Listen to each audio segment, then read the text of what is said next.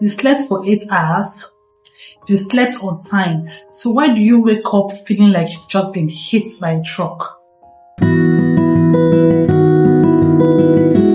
Hi guys, welcome back to Bloom with Blessed, and I'm your host. My name is Blessing.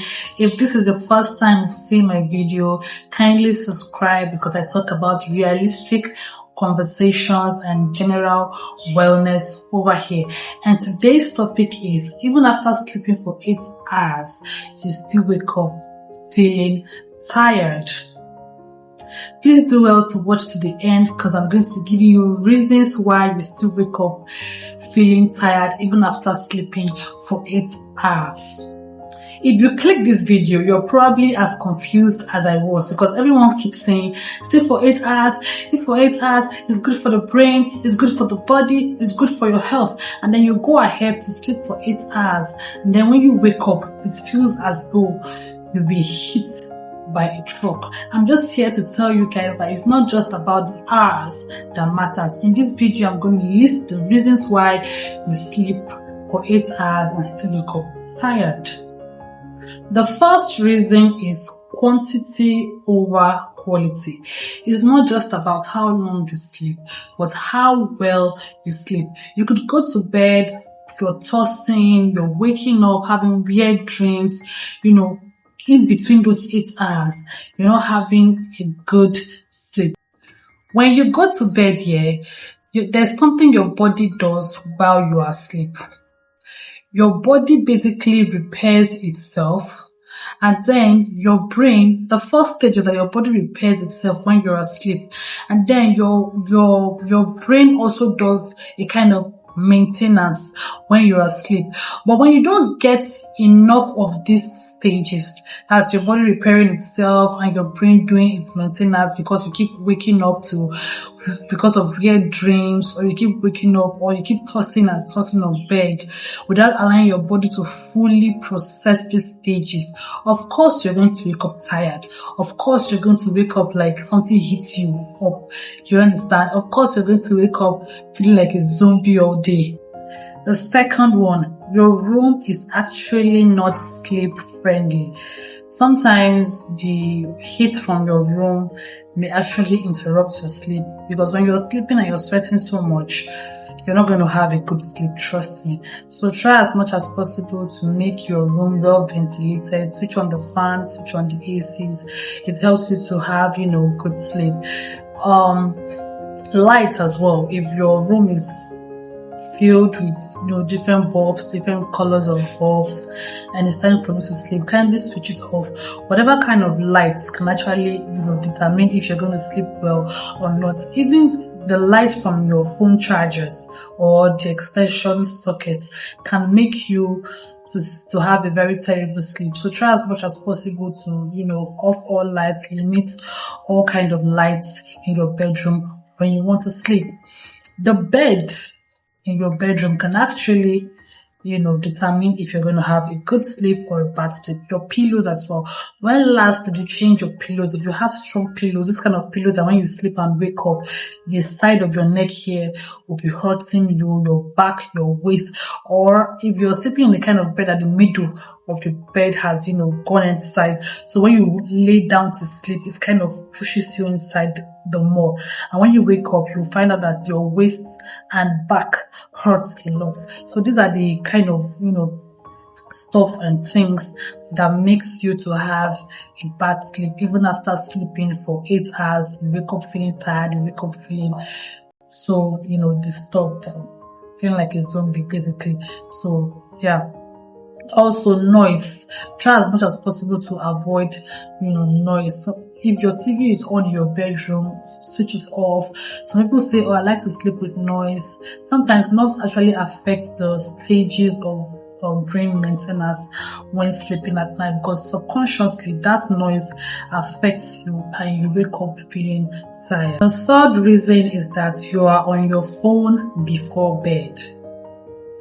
Everyone keeps saying this, and I know you've heard it before, but it's not just about the blue lights from the phone. Yes, the blue lights kind of sends a message to your brain, and it makes your brain feel like it's still daytime. So that could actually affect your sleep. But when you're scrolling on your phone, probably on social media, TikTok or WhatsApp, you're chatting, or you're in the comment section trying to argue with someone, or you're reading the news, just doing something online, that particular action sends a message to your brain. Your brain is actively involved in whatever you're doing. So the moment you drop your phone and you say, oh, it's time for bed, and you drop your phone, you find out that you can't actually fall asleep immediately because your brain is kind of just like that.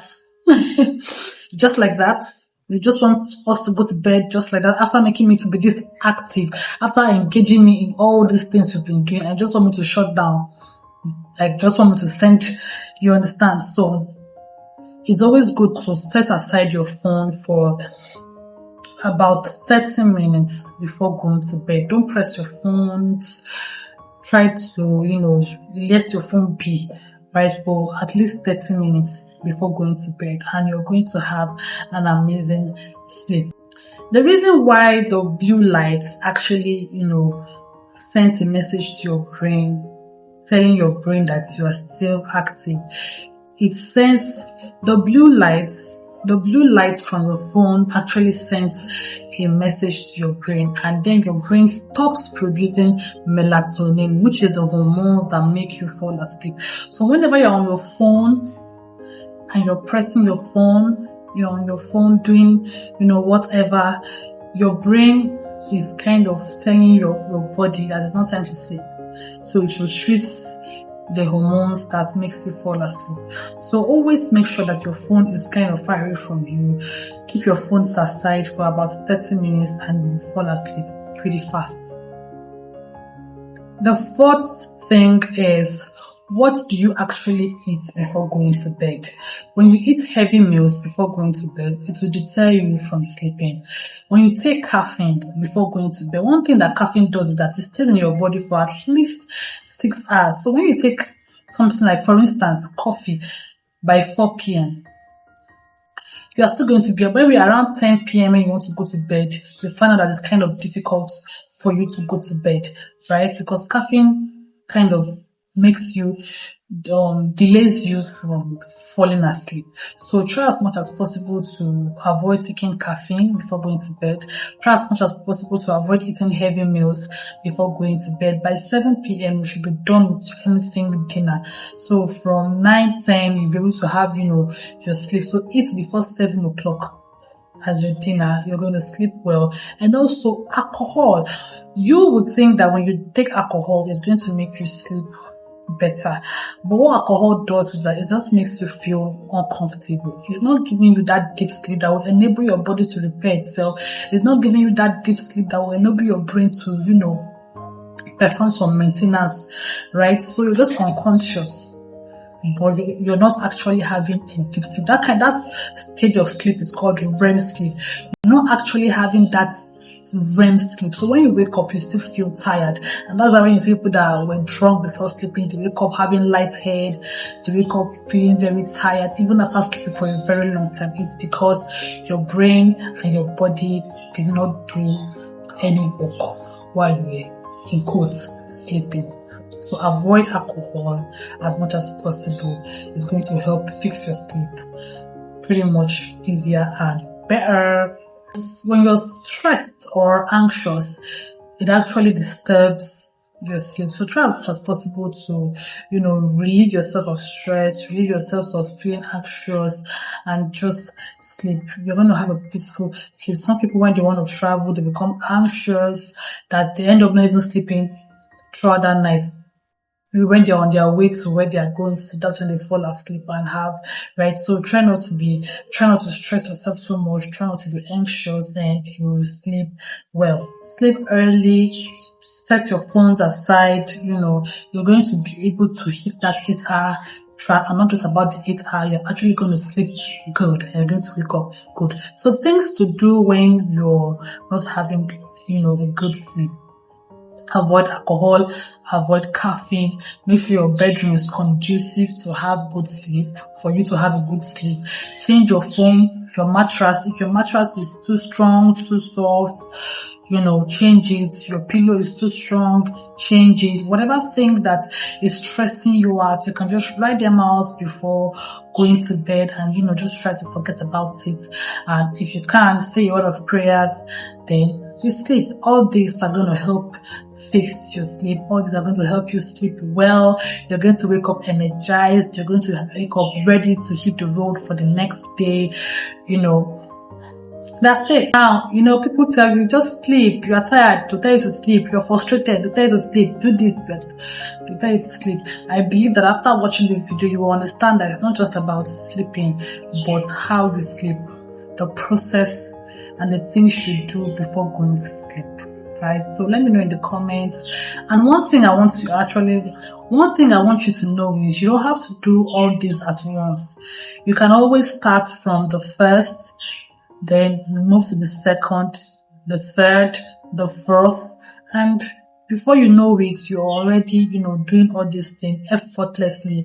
You're seeing results and you're happy with yourself. So let me know in the comments which of these reasons has actually affected your sleep or is affecting your sleep. For me, it was the phone scrolling before bed, right? So which of these affected your sleep or is affecting your sleep? Let me know in the comments. And if this video has helped you in any way, kindly subscribe, kindly comment, kindly share to your friends and loved ones so they can also come here and learn, because I post relatable content, I post relatable conversation, and we'll just talk as friends.